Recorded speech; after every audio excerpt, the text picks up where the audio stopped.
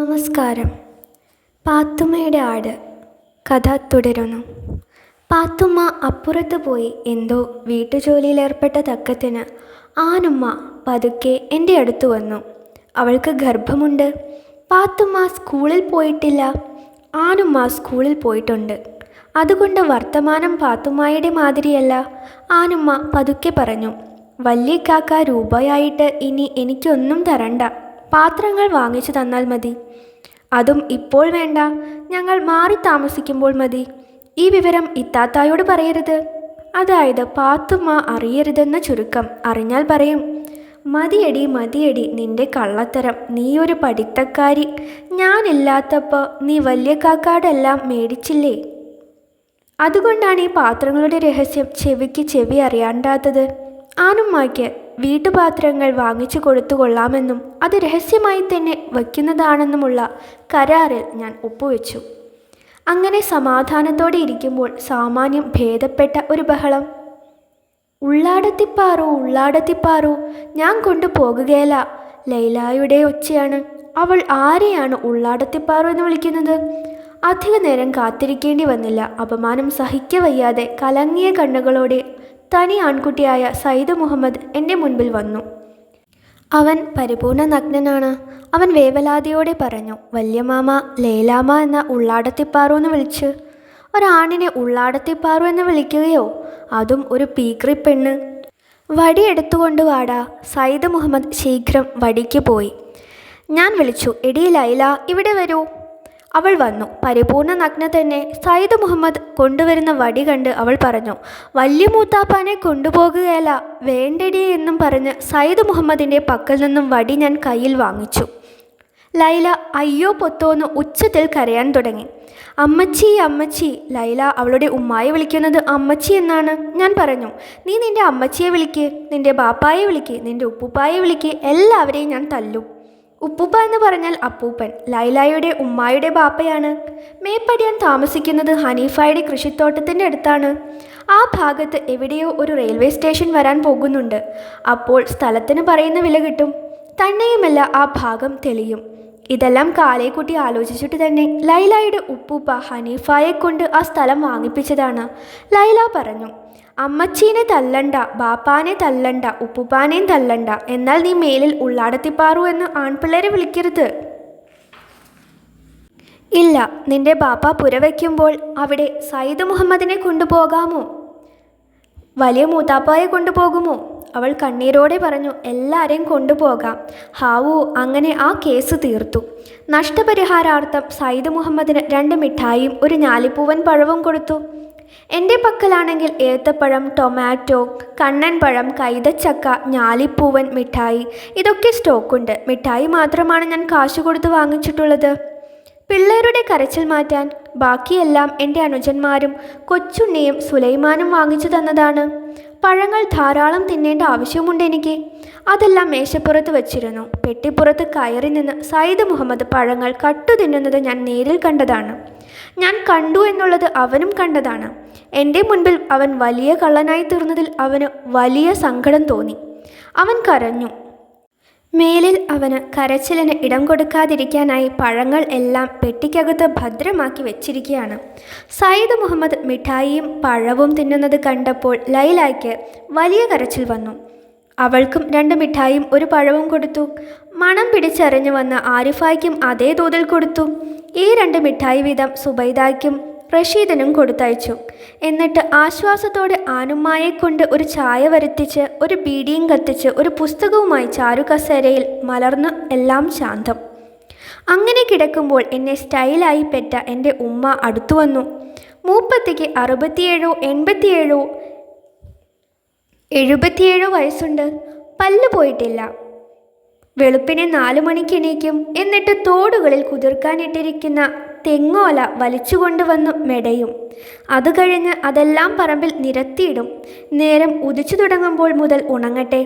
അത് കഴിഞ്ഞ് വീട്ടാവശ്യത്തിനുള്ള വെള്ളം കോരി നിറയ്ക്കും. 2 കൈയിലും ഓരോ വലിയ കുടം തൂക്കിക്കൊണ്ടുവരും. പാത്തുമ്മ, ആനുമ്മ, ഐശോമ്മ, കുഞ്ഞാനുമ്മ എന്നിവരെ ശാസിക്കും. ഒച്ചയിടും. വലിയ വീട്ടുവേല തന്നെ. രാത്രി 10 മണി വരെ. പാത്തുമ്മ എല്ലാ രാത്രികളിലും വീട്ടിലുണ്ടാവാറില്ല. എങ്കിലും റൊക്കം 3 പെണ്ണുങ്ങളുണ്ട്. ഉമ്മ എന്തിനു വേല ചെയ്യുന്നു? ചുമ്മാ അടങ്ങി ഒതുങ്ങി ഇരുന്നുകൂടെ? ഈ ചോദ്യങ്ങൾക്കെല്ലാം ഉമ്മായുടെ പക്കൽ ഒന്നാം തരം സമാധാനമുണ്ട്. അവളുമാർക്ക് ഒന്നും അറിഞ്ഞുകൂടാ, വീട് നോക്കാൻ ശീലിച്ചിട്ടില്ല. ശരി, അവരെല്ലാം പഠിക്കട്ടെ, ഉമ്മ ഈ ഭരണം അങ്ങ് വിട്ടുകൊടുക്ക്. അപ്പോഴുമുണ്ട് സമാധാനം. നിനക്ക് വീടിനെപ്പറ്റി എന്തറിയാം? ഒറ്റാന്തടി, മുച്ചാം വയറ്. ഇതുകൊണ്ടും ഞാൻ തോറ്റില്ലെങ്കിൽ പറയും, അവർക്കെല്ലാം കൊച്ചുങ്ങളില്ലേ, അവരെയൊക്കെ നോക്കണത് ആരാ? ഞാൻ പറയും, ഒരുത്തി കൊച്ചുങ്ങളെ നോക്കണം, ബാക്കിയുള്ളവർ ജോലി ചെയ്യണം. നിനക്കങ്ങനെയൊക്കെ പറയാം. ഒറ്റാന്തടി, മുച്ചാം വയറ്. നീ എനിക്ക് കുറച്ച് രൂപ താ. ഞങ്ങളുടെ സംഭാഷണം എപ്പോഴും വന്നു നിൽക്കുന്നത് ഈ രൂപയിലാണ്. അതെൻ്റെ ആരോഗ്യത്തിന് അത്ര പറ്റിയതുമല്ല. അതുകൊണ്ട് ഉമ്മ എന്തു ചുമന്നാലും എന്തു വലിച്ചുകൊണ്ടു പോകുന്നത് കണ്ടാലും ഞാൻ മിണ്ടാതിരിക്കും. എന്തിനു ചുമ്മാ ഉമ്മായെക്കൊണ്ട് രൂപ ചോദിപ്പിക്കുന്നു? ഉമ്മ വന്ന പാടെ പതുക്കെ പറഞ്ഞു, എടാ, ഒരു 10 രൂപ എനിക്ക് താ. അതിന് ഞാനിപ്പോൾ ഉമ്മായോട് എന്തുപദേശിച്ചു എന്ന മട്ടിൽ ഞാൻ നോക്കി. ഉമ്മ പതുക്കെ തുടർന്നു, അതുൽ ഖാദിർ അറിയരുത്, ഹനീഫ അറിയരുത്, ആനുമായും പാത്തുമായും അറിയരുത്. ഞാൻ വളരെ രഹസ്യമായി തന്നെ ചോദിച്ചു, കുഞ്ഞാനുമായും ഐശുവുമായും അറിയുന്നതിൽ വല്ല വിരോധവുമുണ്ടോ? ഉമ്മ കെറിവിച്ചു. മതി, തരണുണ്ടേ താ, ആരും അറിയണ്ട. ഞാനും ലേശം കെറിവിച്ചു. ഞാൻ ചോദിച്ചു, ഞാൻ വന്നതിന് ശേഷം എത്ര രൂപ തന്നിട്ടുണ്ട് ഈ വീട്ടിൽ? പരസ്യമായും രഹസ്യമായും നിങ്ങൾ തന്നെ എത്ര രൂപ വാങ്ങിച്ചിട്ടുണ്ട്? ഉമ്മ രഹസ്യമായി പറഞ്ഞു, നീ ഒന്നും തന്നിട്ടില്ലെന്നല്ല ഈ പറയണത്. എനിക്കിപ്പോൾ 10 രൂപയ്ക്ക് ആവശ്യമുണ്ട്. ഞാൻ തന്നതെല്ലാം എവിടെ? വളരെ ദിവസങ്ങളൊന്നും ആയില്ലല്ലോ. എവിടെ ആ രൂപയെല്ലാം? ഉമ്മ വളരെ പതുക്കെ പറഞ്ഞു. പതുക്കെ പറ. എല്ലാം അതുൽ ഖാദിർ മേടിച്ച്. അവന് ഞാൻ വേറെ രൂപ കൊടുത്തിട്ടുണ്ടല്ലോ. ചട്ടൻ, അവനിങ്ങ് വരട്ടെ. ചെറുപ്പത്തിലെ അവൻ്റെ കഴുത്തിന് കീഴ്പോട്ട് തളർന്നു പോയതാണ്. ബാപ്പ അനേകായിരം രൂപ ചെലവാക്കി ചികിത്സിപ്പിച്ചു. ഒടുവിൽ വലത്തെ കാലിൽ ഒരു മുടന്ത് അവശേഷിച്ചു. വലതു കാലിന് വളരെ വണ്ണക്കുറവുണ്ട്. ബാക്കിയെല്ലാം അവൻ ഫയൽവാനാണ്. ഇരുമ്പുവടിയും കുത്തിപ്പിടിച്ചാണ് നടപ്പ്. ഉമ്മ പതുക്കെ പറഞ്ഞു, അവനോടൊന്നും പറയണ്ട. ഈ പണ്ടപ്പരപ്പ് പരാധീനങ്ങളെ എല്ലാം ലക്ഷിക്കണമതനല്ലേ. അവനില്ലാർന്നെങ്കിൽ കാണാർന്ന്. നീ ഒറ്റാന്തടി മുച്ചാം വയറുമായി നടന്ന് നീ കണ്ടടുത്തൊക്കെ താമസിച്ച് എത്ര രൂപയാ ചെലവാക്കിയത്? അതിനുള്ള പിഴ ഞാൻ അടച്ചു കഴിഞ്ഞു. ഒരുപാട് രൂപ ഞാനും ഇവിടെ ചെലവാക്കി. പതുക്കെ പറ. ഇല്ലെന്നാരും പറഞ്ഞില്ല. ആരും അറിയാതെ ഇപ്പം എനിക്ക് 10 രൂപ നീ താ. ഇതിനു മുൻപ് ആരും അറിയാതെ ഞാൻ ഉമ്മായ്ക്ക് തന്ന രൂപ എല്ലാം അബ്ദുൽ ഖാദർ മേടിച്ചത് എങ്ങനെയാണ്? അവൻ ഈ രഹസ്യം എങ്ങനെ അറിഞ്ഞു? പതുക്കെ പറ. അബിയും പാത്തുക്കുട്ടിയും ചെന്ന് പറഞ്ഞു കൊടുത്ത് ഞാൻ വളരെ പതുക്കെ പറഞ്ഞു, ഉമ്മായോട് ഒരു രഹസ്യം ഞാൻ പറയാം. വേറെ ആരോടും പറയരുത്. എൻ്റെ പക്കൽ ആകെക്കൂടി ഇനി 5 രൂപയുടെ ഒരു നോട്ടുണ്ട്. വേറെ ദമ്പിടിക്കാശില്ല. ഉമ്മ ഉടനെ പറഞ്ഞു, അതിഞ്ഞാ ഇട്. ഞാൻ തിക്കും പൊക്കും നോക്കിയിട്ട് മുറിക്കകത്ത് ചെന്ന് നോട്ടും ഒരു ഏത്തപ്പഴവും എടുത്തുകൊണ്ട് വന്നു. ഏത്തപ്പഴത്തിൻ്റെ മണം പിടിച്ച് പാത്തുമായുടെ ആട് മുൻപിൽ ഹാജരായി. പഴം ഞാൻ തൊലി ഉരിച്ചു തിന്നു. എന്തോ തിന്നുന്നത് കണ്ട് ഉമ്മായുടെ അഭ്യർത്ഥികളായ പൂച്ചകൾ വന്നു. ഉമ്മായുടെ മേൽനോട്ടത്തിൽ വിഹരിക്കുന്ന കോഴികളും വന്നു. ഞാൻ പഴത്തൊലി പാത്തുമായുടെ ആടിന് കൊടുത്തു. ആട് പിന്നെയും പ്രതീക്ഷിച്ച് അങ്ങനെ നിൽക്കുകയാണ്. ഞാൻ തിക്കും പൊക്കും നോക്കി. ആരുമില്ല. മാനും മനുഷ്യരുമില്ല. കോഴികളും പാത്തുമ്മായുടെ ആടും പൂച്ചകളുമേ ഉള്ളൂ. ഞാൻ വളരെ രഹസ്യമായി 5 രൂപയുടെ നോട്ട് ഉമ്മായുടെ മടിയിൽ ഇട്ടുകൊടുത്തു. ഉമ്മ തിക്കും പൊക്കും നോക്കി. മാനും മനുഷ്യരുമില്ല. ഉമ്മ അത് മടക്കി തുണിത്തുമ്പിൽ കെട്ടി കുപ്പായത്തിൻ്റെ ഉള്ളിലാക്കി. എന്നിട്ട് ഒന്നും സംഭവിച്ചിട്ടില്ലാത്ത മട്ടിലിരുന്നു. ഞാൻ ചോദിച്ചു, പിന്നെ എന്തൊക്കെയാണ് വിശേഷങ്ങൾ? ഉമ്മ പറഞ്ഞു, എടാ, എനിക്കിപ്പോൾ ഇത്രയും വയസ്സായി. എപ്പോഴാ മരിക്കണതെന്നറിയാവോ? എനിക്കൊരു മോഹമുണ്ട്. നീ ഒരു പെണ്ണ് കെട്ടിയിട്ട് നിൻ്റെ കൂടെ എനിക്ക് താമസിക്കണം. ഞാൻ ഒച്ചയെടുത്തു. എവിടെയെങ്കിലും അടങ്ങി ഒതുങ്ങി ഇരിക്കാമെന്ന് വെച്ചാൽ ഇവർ സമ്മതിക്കുമോ? പാത്തുമ്മ, ആനുമ്മ, ഓടിവാ. എൻ്റെ പെട്ടിയും കിടക്കയും എടുക്ക്. ഒരു ചുമട്ടുകാരനെ വിളി. അവർ 2 പേരും ഓടി വന്നു. എന്താ ഉമ്മ ഇത് എന്ന് ആനുമ്മ ചോദിച്ചു. പാത്തുമ്മ പറഞ്ഞു, വലിയ കാക്കാട് ഉമ്മ കാശ് ചോദിച്ചിരിക്കും. ഞാൻ ഉടനെ പറഞ്ഞു, അതൊന്നുമല്ല. ഉമ്മ എണീറ്റ് അപ്പുറത്തേക്ക് പോയി. എന്താണ് ഉമ്മ എന്നും ചോദിച്ച് പാത്തുമ്മായും ആനുമ്മായും ഉമ്മായുടെ പിറകെ പോയി. ഞാൻ അങ്ങനെ അല്പം സമാധാനത്തോടെ ഇരുന്നു. വീണ്ടും ആനുമ്മായെ കൊണ്ട് ഒരു ചായ വരുത്തിച്ചു കുടിച്ചു. എന്നിട്ട് ഒരു ബീഡി വലിച്ചു. അപ്പോൾ പാത്തുമ്മായുടെ ആട് മുറ്റത്ത് നിന്നുകൊണ്ട് വരാന്തയിൽ എൻ്റെ തൊട്ടടുത്തിരിക്കുന്ന തീപ്പെട്ടി നാക്കുനീട്ടി ഏന്തിച്ചെടുത്ത് ഭക്ഷിക്കാൻ പണിപ്പെടുന്നത് കണ്ടു. ഞാൻ അതെടുത്ത് കൊള്ളികൾ മാറ്റി കാലിത്തീപ്പെട്ടി അതിന് കൊടുത്തു. പാത്തുമ്മായുടെ ആട് രുചിയോടെ കാലിത്തീപ്പെട്ടി തിന്നു. അത് പോകാതെ നിൽക്കുന്നത് കണ്ട് ഞാൻ പറഞ്ഞു, അജസുന്ദരി, കൊള്ളികൾ എനിക്ക് വേണം. വേറെ കാലിത്തീപ്പെട്ടി ഉണ്ട്. ആ സമയത്ത് പാത്തുമ്മ കുറേ കാടിവെള്ളം കൊണ്ടുവന്ന് അതിന് കൊടുത്തു. ഞാൻ പാത്തുമ്മായോട് പറഞ്ഞു, പാത്തുമ്മ, നിന്റെ ആട് എൻ്റെ 2 പുസ്തകങ്ങൾ തിന്നിട്ടുണ്ട്. ഞാൻ ഏതോ ഭയങ്കര ദ്രോഹം പറഞ്ഞ മാതിരി പാത്തുമ്മ പറഞ്ഞു. അങ്ങനെ പറയല്ലേ വല്യക്കാക്ക, എൻ്റെ ആട് അതൊന്നും ചെയ്യേല. എന്നിട്ട് വളരെ പതുക്കെ, കമ്മലിൻ്റെ കാര്യം? ഞാനും പതുക്കെ പറഞ്ഞു, ഓർമ്മയുണ്ട്, വളരെ പതുക്കെ, ആരും അറിയണ്ട എന്നും പറഞ്ഞ് പാത്രവുമായി പാത്തുമ്മ അപ്പുറത്തേക്ക് പോയി. റഷീദും സുബൈദായും കരയുന്നുണ്ട്. ഒരു അനുഭാവക്കരച്ചിലെന്ന വണ്ണം ആരിഫായും സയ്യിദ് മുഹമ്മദും ലൈലായും തുടങ്ങിയിട്ടുണ്ട്. ഇടയ്ക്കിടയ്ക്ക് ലൈല അമ്മച്ചീനെ കൊണ്ടുപോകുകയില്ല എന്ന് പ്രസ്താവിക്കുന്നുണ്ട്.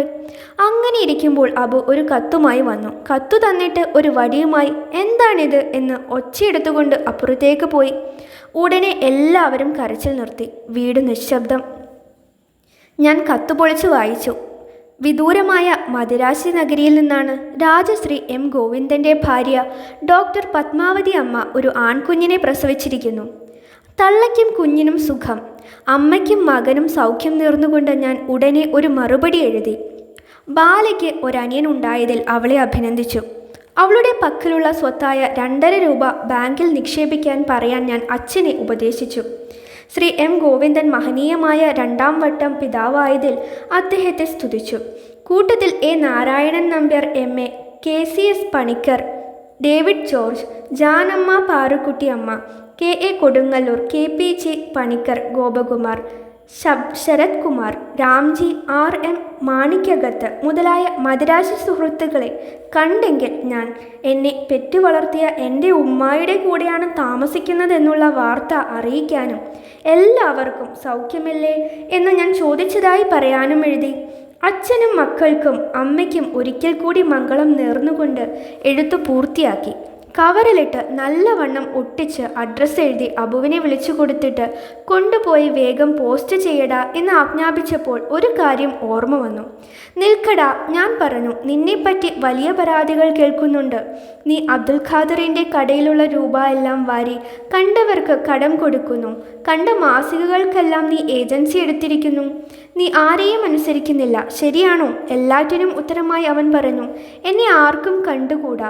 ഞാൻ എന്തെങ്കിലും പറയുന്നതിന് മുൻപ് അവൻ പറഞ്ഞു, വല്യക്കാക്ക വന്നപ്പോൾ കണ്ടോ, ചേട്ടത്തിമാരും കൊച്ചിത്താത്തായും വല്യത്താത്തായും ഉമ്മായും കൂടി ഈ മുറ്റവും പറമ്പുമെല്ലാം അടിച്ചു തൂത്ത് കുപ്പയിട്ട് കത്തിച്ച് ക്ലീൻ ആക്കി ഇട്ടിരിക്കുന്നത് കണ്ടോ? മുന്നം ഞാൻ പറഞ്ഞതാ, ആരും കുട്ടാക്കിയില്ല. ഞാൻ തന്നെ അടിക്കാൻ എല്ലാവരും പറഞ്ഞു. ഇപ്പോഴെന്താ, ഇതെല്ലാം വല്യക്കാക്കയുടെ കാശ് തട്ടാനുള്ള വേലയാ. പണക്കാരൻ വന്നപ്പോൾ സന്തോഷിപ്പിക്കാൻ അവരിതെല്ലാം ചെയ്തു. ഞാൻ പണക്കാരനാണോ? എൻ്റെ കാശുണ്ടോ? വല്യക്കാക്ക, നമുക്ക് ഈ മുറ്റം കെട്ടിക്കണം, പെരയുടെ കൂട് മാറ്റി ഓടിടിക്കണം. ഞാൻ ചോദിച്ചു, നമുക്കെന്ന് പറഞ്ഞാൽ? വല്യക്കാക്ക രൂപ മുടക്കണം. എൻ്റെ എവിടുന്നാ കാശ്? അവൻ ഊണും കഴിഞ്ഞ് എഴുത്തുമായി പോയി. അവൻ ചെന്നിട്ട് വേണം അബ്ദുൽ ഖാദറിന് വരാൻ. അവൻ പോയ വാലെ ഹനീഫ വന്നു. ഹനീഫ പട്ടാളക്കാരനായിരുന്നു. അത് കഴിഞ്ഞ് തയ്യൽക്കട തുടങ്ങി, കൂട്ടത്തിൽ സൈക്കിൾ ഷോപ്പും. സാധാരണ ഹനീഫ ഒരു പരിഷ്കാരിയാണ്. ഡബിളും ജുബ്ബായും ചീകി മിനുക്കിയ മുടിയും ക്ലീൻ ഷേവും. ഇപ്പോൾ ഒരു മുണ്ട് മാത്രമേ ഉടുത്തിട്ടുള്ളൂ. എന്തോ രഹസ്യമുണ്ട്.